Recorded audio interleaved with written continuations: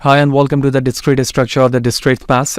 इस सेशन के अंदर हम डोंट केयर कंडीशन के मैप पर डिस्कस करेंगे। प्रीवियस सेशन पर हमने जाना कि सर्किट्स को मिनिमाइज़ करने के लिए के मैप को किस तरह से यूज़ किया जाता है, और जब हम के मैप को यूज़ करते हैं तो वहाँ पर 0-1 के साथ साथ एक कॉन्सेप्ट डोंट केयर का आता है जिसे हम क्रॉस या फिर डी से रिप्रेजेंट कर रहे होते हैं। इस सेशन पे हम जान सकेंगे कि ये चीज़ें SOP एंड POS के फॉर्म पर किस तरह से मैप की जाती हैं। तो इससे रिलेटेड प्रीवियसली तमाम वीडियोस मेरे यूट्यूब चैनल पर मौजूद है। फहद हुसैन सी से सर्च करने के बाद आप मेरे यूट्यूब चैनल पर आएंगे, इसके प्लेलिस्ट पर जाएंगे जहाँ डिफरेंट डिसिप्लिन्स की वीडियोस मौजूद हैं। विद ईज़ आप इन्हें वॉच कर सकते हैं। इसके अलावा इनमें इस्तेमाल होने वाले content related material which mean presentation, slide code, ये तमाम चीज़ें मेरे ब्लॉग fahadhusaincs.blogspot.com पर मौजूद है। तमाम मटीरियल को फ्रीली डाउनलोड करके यूज़ किया जा सकता है। तो चैनल पर अगर नए हो, चैनल को सब्सक्राइब नहीं किया है तो ज़रूर सब्सक्राइब करें, लाइक करें और ज़्यादा लोगों को शेयर करें। एज यूजुअल रोजन की बुक को हम फॉलो कर रहे हैं, 12.4 मिनिमाइजेशन ऑफ सर्किट का है।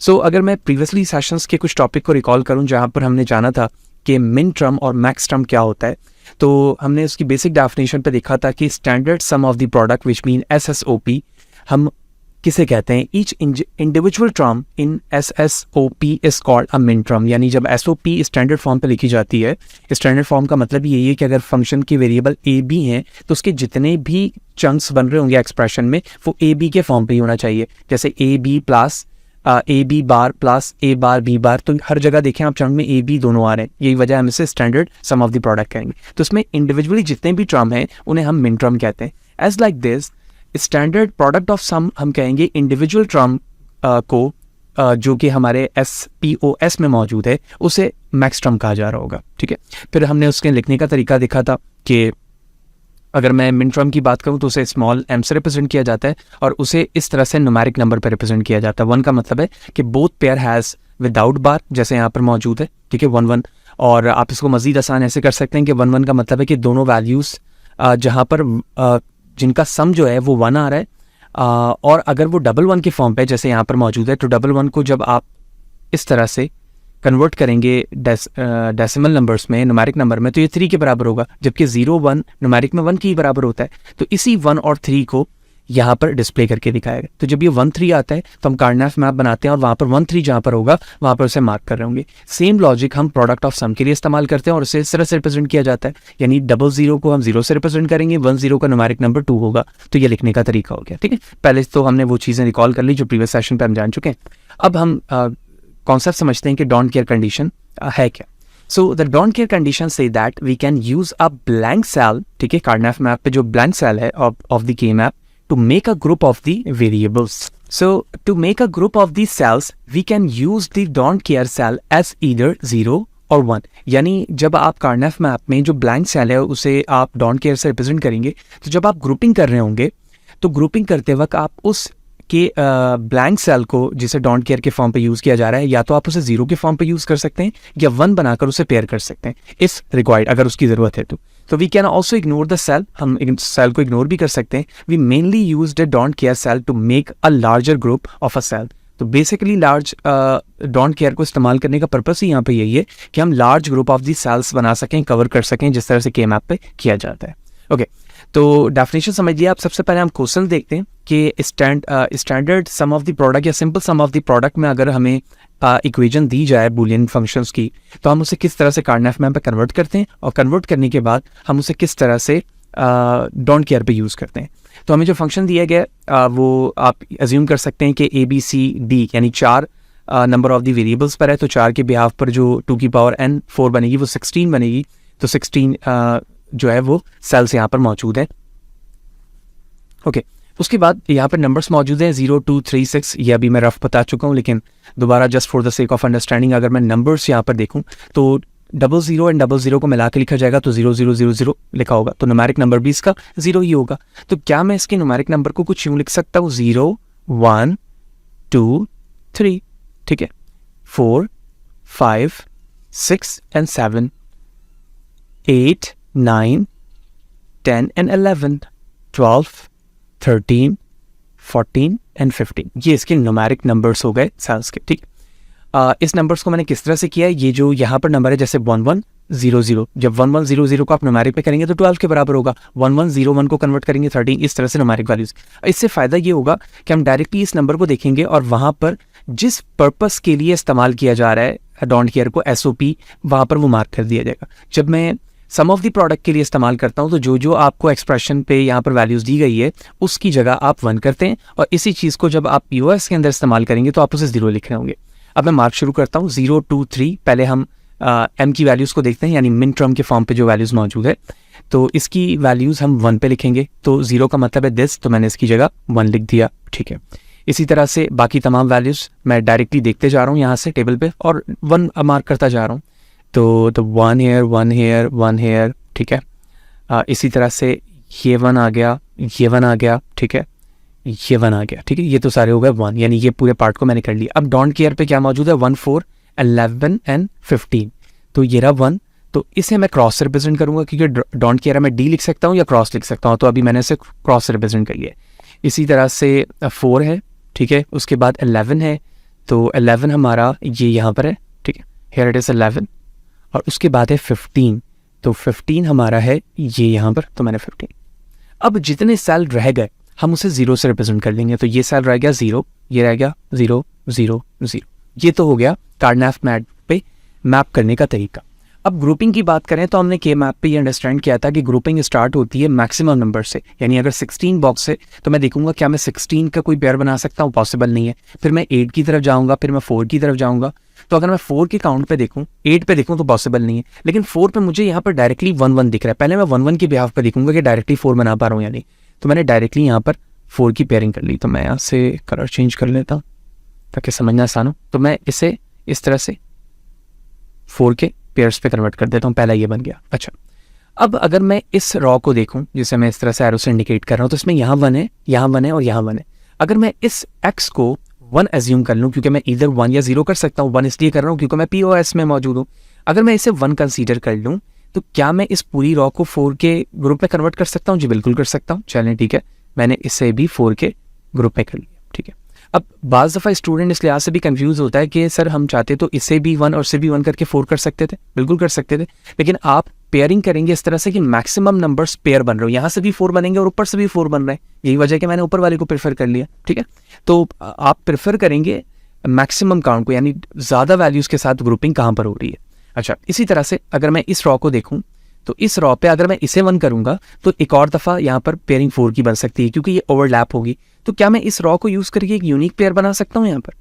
ठीक है, तो अगर मैं इस क्रॉस को 1 एज्यूम करूँ according to the don't care, और मैं इसे भी एक ग्रुप बना सकता हूँ. इसके अलावा आई एम श्योर कि मज़ीद कोई ग्रुप नहीं बन रहा है. ठीक है, आप सिंप्लीफाई करते हैं. सिंप्लीफाई करने का तरीका ये कि अगर मैं इसके लिए सिंप्लीफिकेशन करूँ तो आप AB के फॉर्म पे भी लिख सकते हैं, यहाँ पर AB बार के साथ, और यहाँ पर CD फॉर्म पर आ जाएगा. तो इस वैल्यूज़ पे सबसे पहले ऊपर ये 4 वैल्यूज़ अगर देखी जाए तो इन चारों में से कोई भी वैल्यूज़ कॉमन नहीं बन रही होगी, यानी मैं एक वैल्यूज़ को कहीं से भी कॉमन नहीं ले सकता. 0 लूँगा तो यहाँ पर 0 नहीं है, 1 लूँगा तो यहाँ 1 नहीं है, तो चारों को कॉमन नहीं ले सकते. तो सिंपली ये कह सकता हूँ कि सारी वैल्यूज़ कट जाएगी, ये 0 0 यहाँ पर आ जाएगा. तो 0 0 का मतलब है कि इस जगह पर मैं कह सकता हूँ A बार और B बार इसकी वैल्यूज़ आ जाएगी इस रॉ की. ठीक है, इस कंप्लीट रॉ की बात की है मैंने, इस 4 की बात नहीं की है. ठीक है, अब इस बॉक्स की अगर मैं बात करूँ, ये जो 4 एलिमेंट पे थे, तो अगर आप इस पे देखें यहाँ पर, तो इन दोनों में से कॉमन आ जाएगा 1. ठीक है, क्योंकि 1 यहाँ पे भी मौजूद है, यहाँ पे भी मौजूद है. और अगर कॉलम पे देखा जाए इस तरह पे, तो यहाँ पर 0 और 0 दोनों में मौजूद है, तो ये कॉमन आ जाएगा. तो कॉमन के बेस पे मैं कह सकता हूँ कि ये हो जाएगा C, और ऊपर से मिल जाएगा मुझे A बार, तो ये C A बार हो जाएगा. ठीक है, अब इसकी बारी है. अगर इसे देखा जाए तो ये कंप्लीट रॉ मिला हुआ है मुझे, तो ऊपर से तो कोई वैल्यूज़ कॉमन नहीं आएगी, तो सिर्फ और सिर्फ ये बच जाएगा. अगर मैं इसे वैल्यूज़ के फॉर्म पे लिखूंगा तो ये सिंपल अल्फ़ाबेट में लिखूंगा तो ये A और B प्लेन मिलेगा मुझे. प्लेन का मतलब विदाउट बार, तो मैं डायरेक्टली लिख सकता हूँ A एंड B. तो इस तरह से जो अब हमारा फंक्शन कंप्रेस होकर या फिर मिनिमाइज होकर आया है वो क्या आ गया, A bar B bar plus A bar C. ठीक है, इस तरह से लिख सकता हूँ, C A B लिख सकता हूँ, बात वही है, and plus A and B. So that is a minimization format using a don't care in a K-map. ठीक है, that's the solution.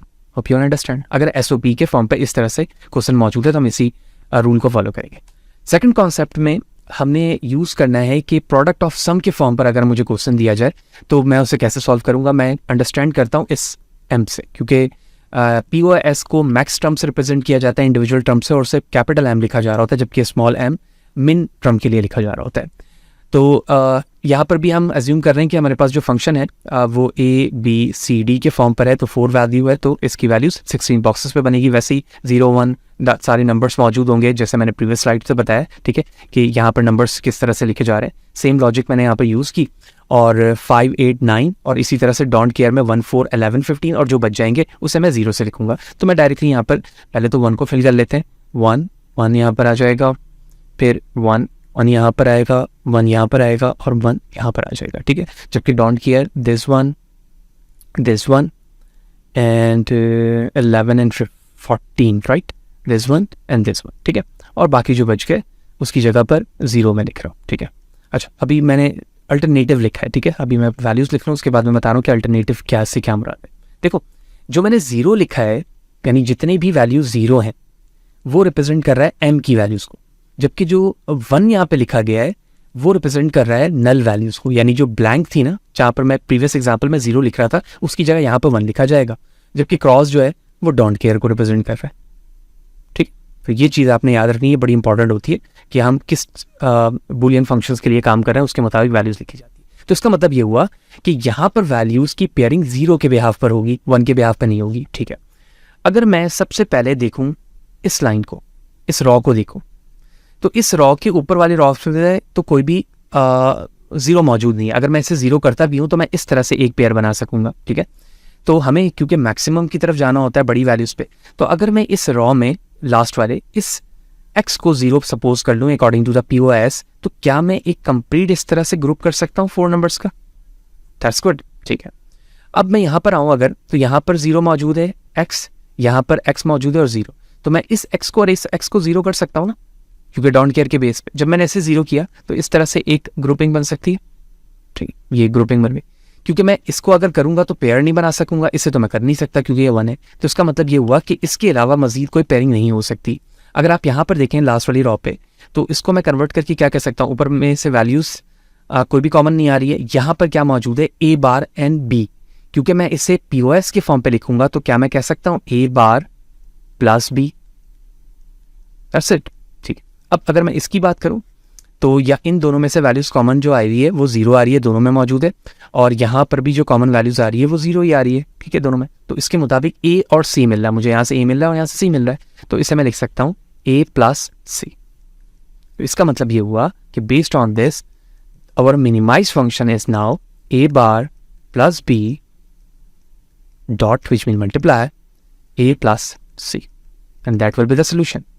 Hope you understand कि SOP फॉर्म और POS फॉर्म पर अगर मुझे के मैप को यूज़ करते हुए अपने फंक्शन को मिनिमाइज़ करना है using the concept of the don't care, तो हम किस तरह से यूज़ करेंगे। अब मैं कुछ होम आपको वर्क दे रहा हूँ ताकि आप उसे सॉल्व करें, मुझे कमेंट्स पे ज़रूर बताएं कि what will be the K map values, लेकिन मैं उसके साथ ही साथ उसके एक्सप्रेशन यानी मिनिमाइज एक्सप्रेशन भी शो कर रहा हूँ ताकि आप उसे वेरीफाई भी कर सकें that is it a right answer और नॉट। तो 3 क्वेश्चंस मैंने यहाँ पे शो किए हैं, ठीक है। सबसे पहले मैंने POS के 2 क्वेश्चंस दिए हैं, सॉरी POS का पहला क्वेश्चन यहाँ पर मौजूद है, ठीक है, ये इसकी कंप्लीट फंक्शन वैल्यूज़ है, ठीक है। POS क्यों है, क्योंकि ये स्मॉल m के साथ है, और डोंट केयर में सिर्फ 4 वैल्यूज़ है। जब इस पर आप कार्नैफ मैप बनाएंगे, पेयरिंग करेंगे, तो ये इसकी शॉर्ट वैल्यूज़ आ रही है या मिनिमाइज वैल्यू आ रही होगी, इसे आप ज़रूर ट्राई करें। सेकंड मैंने फंक्शंस दिया है स्मॉल m के साथ, तो ये भी मिन टर्म है यानी SOP फॉर्म पे आप इसे सॉल्व करेंगे by using Karnaugh map, that will be the answer, आप इसे वेरीफाई कर सकेंगे। और द लास्ट वन हेयर, अब हमें POS के फॉर्म पे वैल्यूज़ दी जा रही है, जैसे मैंने एक POS सॉल्व भी करके दिखाया आपको, क्योंकि ये कैपिटल M के साथ है, के मैप यूज़ करेंगे और उसके बाद पे जो मिनिमाइज फंक्शन बनेगा वो कुछ यूँ बनेगा जैसे यहाँ पे सॉल्व हो रहा है। So that's all about 3 question मैंने आपको होम टास्क दिए हैं, इसको ज़रूर सॉल्व करें।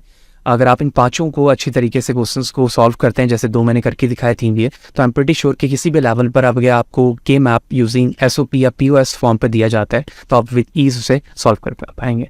इसके साथ ही हमारा चैप्टर 12 जो है वो ऑलमोस्ट एंड होता है, क्योंकि इसके बाद सिर्फ और सिर्फ एक हमारे पास सेशन रह जाएगा, इसी का पार्ट 3, जिसमें हम लास्ट सेशन कवर करेंगे और चैप्टर 12 को एंड कर लेंगे, और उसके बाद मूव होंगे chapter 13, last chapter of the Rosen book discrete maths के रिस्पेक्ट से।